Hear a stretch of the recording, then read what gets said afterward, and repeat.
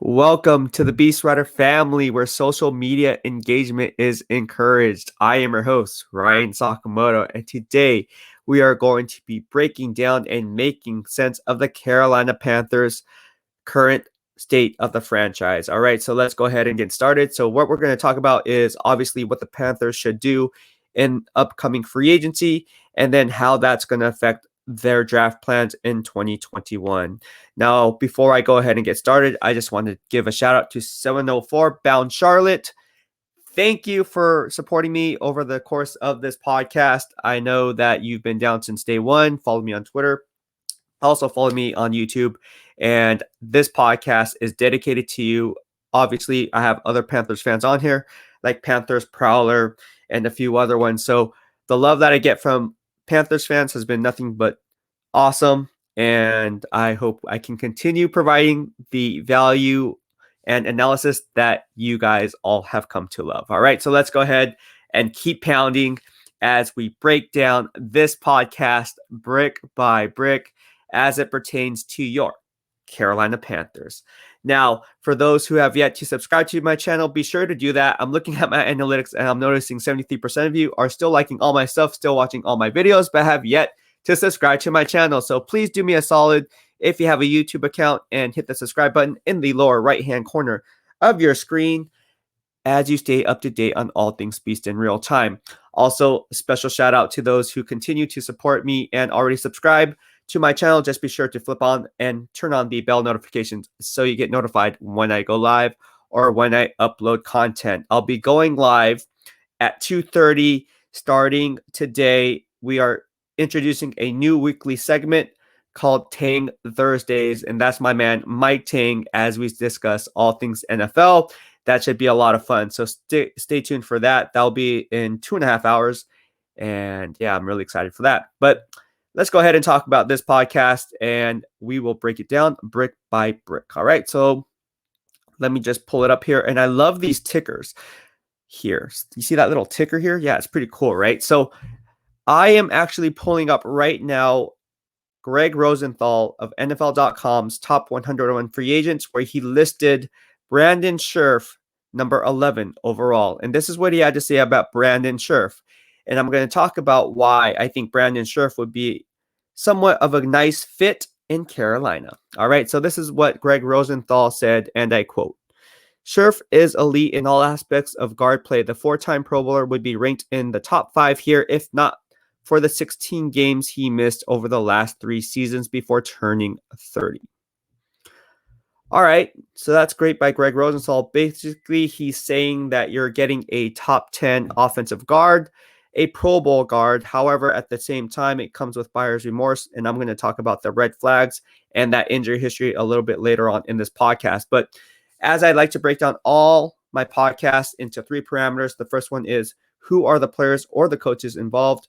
The second parameter is why the move was made, or in this case, potentially could be made. And the last but not least parameter is the instant gratification versus long-term gains. All right, so who is Brandon Scherff? Well, that's why you guys have me, right? So he's a 2015 first-round pick, drafted number 5 overall by the Washington football team, formerly the Washington Redskins. He is listed at 6'5", 319. The guy is an absolute powerful mauler in the run game. He has a strong leg drive. He is physically gifted at the point of attack. He's fundamentally sound when rolling his hips under him, maintaining proper leverage from twist and stunts, so he's not getting out leveraged at any point at the point of attack. See what I did there? And what I like most about Brandon Scherff's game is that he can pull laterally and hit the second level with ease. It becomes a very second nature with him. So when you take that all into account, you're getting a Pro Bowl guard. Gregg Rosenthal hit it on the nail with it.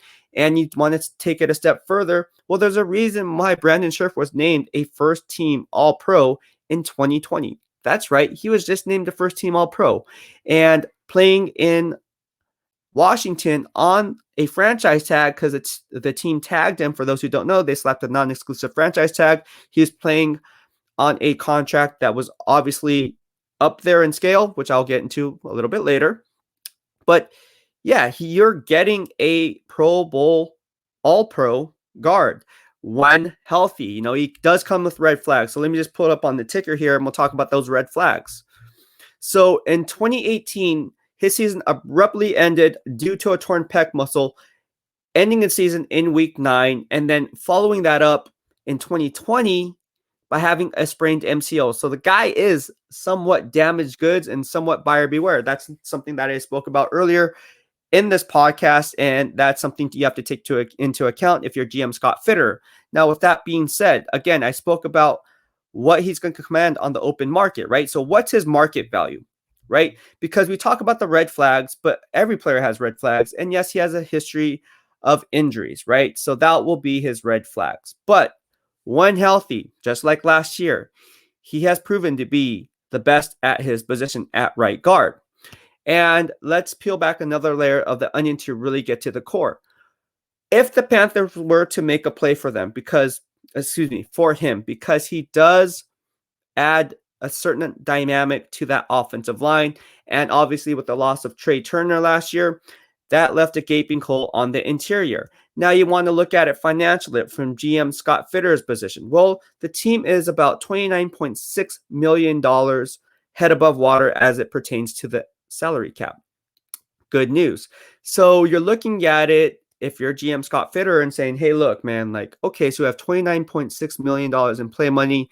We have to allocate X amount for these rookies that we're going to sign in that rookie draft class. What can we logically get?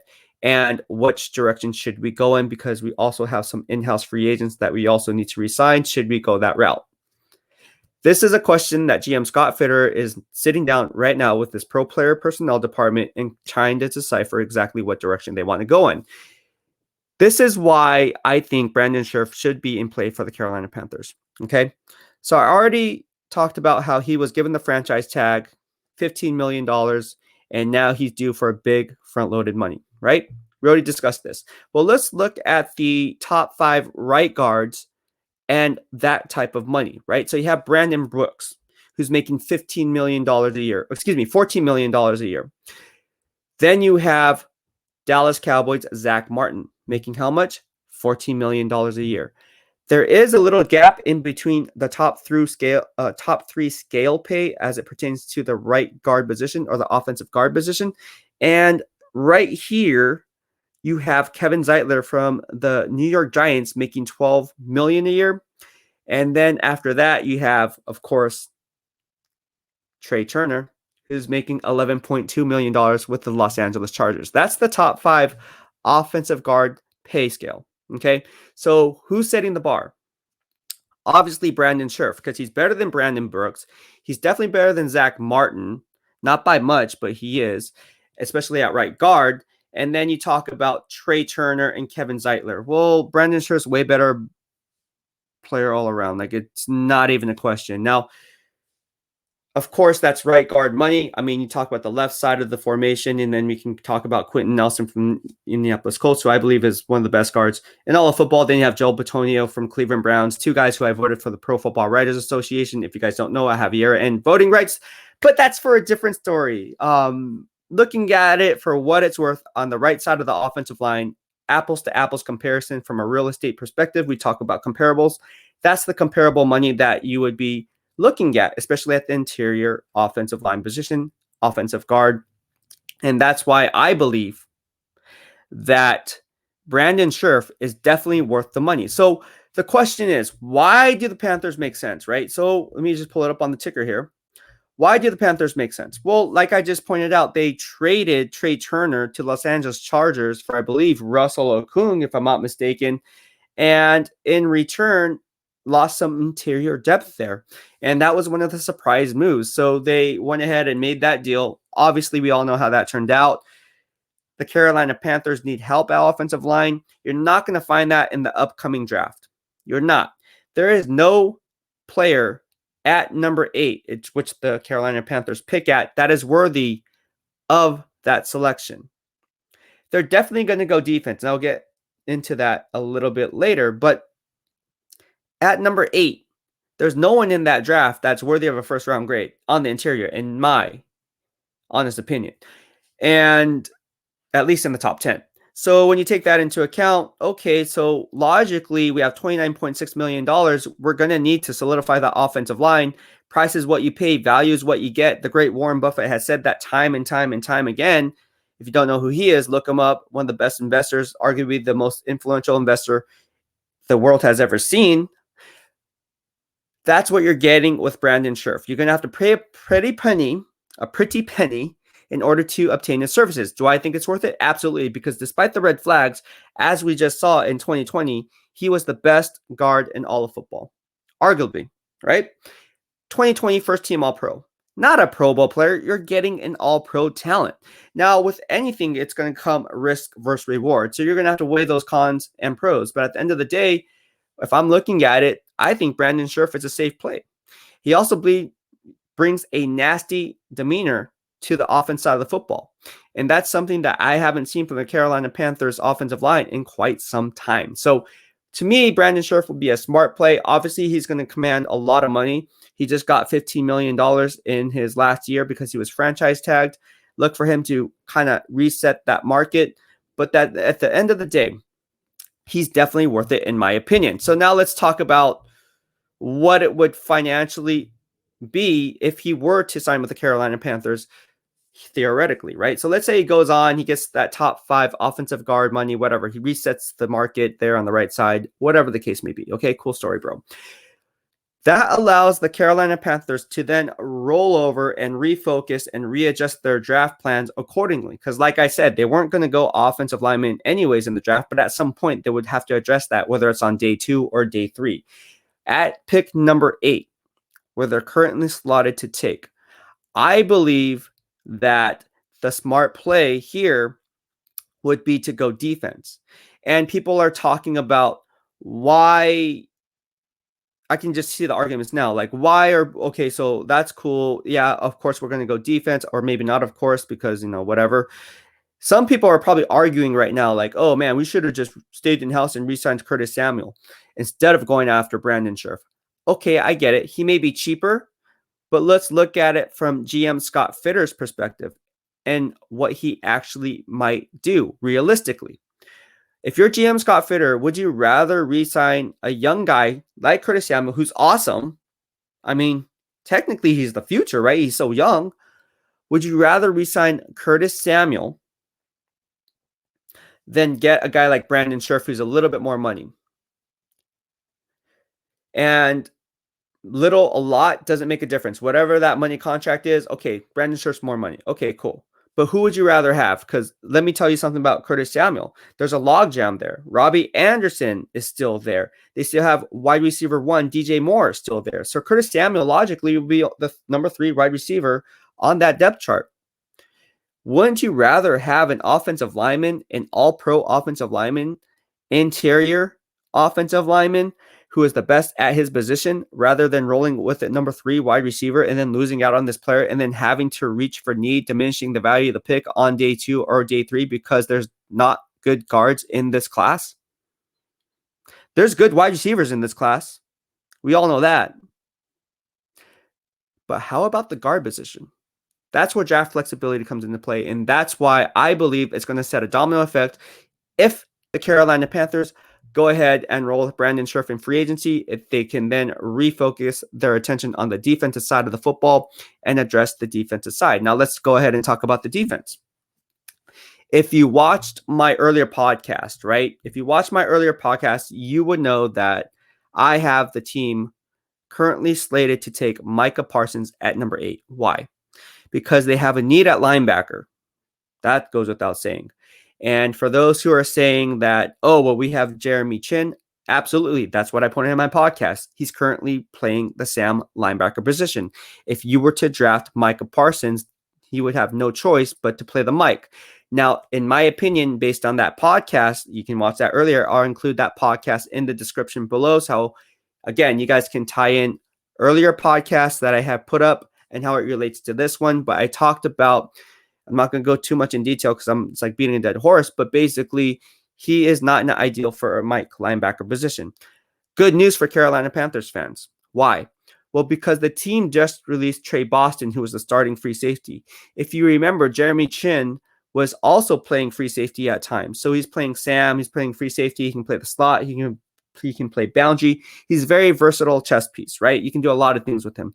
So with the release of Tre Boston, that tells me that Phil Snow, the defensive coordinator, might have a line of thinking process in motion that he's going to move Jeremy Chin from Sam linebacker back out to help and free up that free safety spot. So then he commands that position.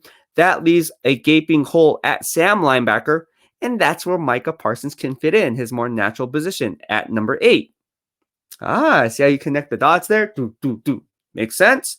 It makes total financial sense. And if, again, I love talking about earlier podcasts because even though if I write a podcast up a month, 2 months, 3 months in advance, it still holds true today. Check my YouTube and Twitter receipts. Confirm what I said in real time to hindsight. Everything makes perfect sense. And again, all my Panthers podcasts, I'll include every single Panthers podcast that I did since I started this year. And you guys can see a timeline of events and you guys tell me for your thoughts and what your thoughts are. But let me tell you about an earlier podcast I did with GM Scott Fitterer. That got good traffic. Why? Because Scott Fitterer loves building teams from the inside out. I follow the guy for the last 7-8 years now. Great guy, great person, great GM.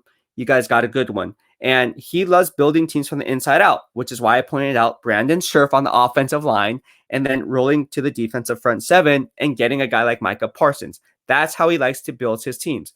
If you don't think so, watch what happens in free agency. Watch what happens in the draft. Again, check my YouTube receipt. Save this, bookmark it. I don't care. Write it down. Take notes. That's what's going to happen.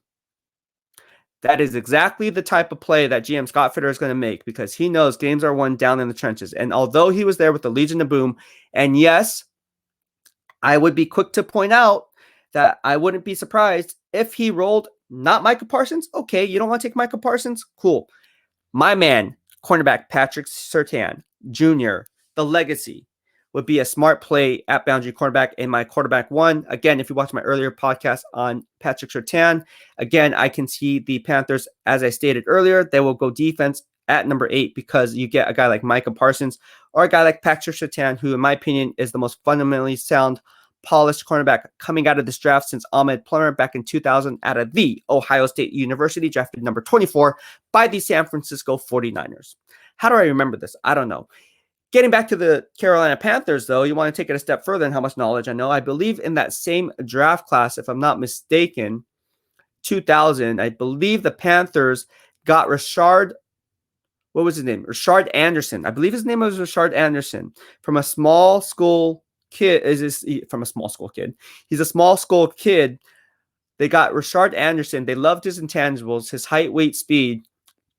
If I remember correctly, in the first round at number 16 or something. If I'm getting this correct, that is nuts. Because I again, all these numbers are just, but they did get Rashard. I keep on thinking Rashard Robinson for the 49ers. No, Rashard Anderson for the Carolina Panthers. Look him up if you guys don't know who he is. He was a first round bust. I think he only played 2 years or something like that. But yeah, getting back to Patrick Surtain Jr., he would be a nice fit for Carolina because who they have? Troy Pride Jr., he ain't going to get it done. Come on, bro. You need a boundary cornerback to really be that shutdown corner on the opposite side of the field for Phil Snow's defense, locking down that one side so you don't have to leverage and play your splits on the back end accordingly to give that help. Makes sense, right? So while the team can choose to go that route, I will take it a step further, peeling back another layer of the onion to really get to the core when it pertains to the cornerback position, because let's face it. If they take Micah Parsons, they're still going to have a need for cornerback. Well, let's talk about free agency because that's the first piece before going into the draft, right? Let's back up and take a step back. I wouldn't doubt that GM Scott Fitterer would go after a guy like Mike Hilton from the Pittsburgh Steelers, one of the most underrated nickelbacks in the game. In fact, I covered him and I graded every snap of his. As you guys know, I have my own grading system. I cover all 32 NFL teams. Mike Hilton is the real deal. He is used a lot as a blitzing linebacker, kind of in the same role as K'Wan Williams with the San Francisco 49ers, who is also a free agent. and similar to the New Orleans Saints Chauncey Gardner-Johnson. So when you want a skill set that can really add another dimension to Phil Snow's defense, look for one of those players to be in play. Now, people who say, oh, maybe we should take Patrick Peterson, maybe we should get Richard Sherman. No, those guys are horrible in my grading system. And overall, they have lost one step, if not two steps. And quarterbacks are constantly targeting them for a reason. That's why they're giving up so many first downs. That's why they're playing with a big cushion off the line of scrimmage. And that's why when Patrick Peterson mirrors these number one wide receivers, he's constantly getting burned. I'm not throwing shade. It is what it is. Go back to the game film and see for yourself. That's all I got to say about that. Well, that'll be it for this podcast. I hope you liked what I had to say. If you did, please hit the subscribe button in the lower right-hand corner of your screen as you stay up to date on all things Beast in real time. I will be returning. It's now, 12:30, so I'm going to be uploading this in the next 15 minutes. So about 12:45, I'll be coming back on at 2:30, and going live with my man Mike Tang for Tang Thursdays, our new weekly scheduled segment at 2:30 p.m. We're going to keep it hot. Stay tuned for that. BEASTwriter, out!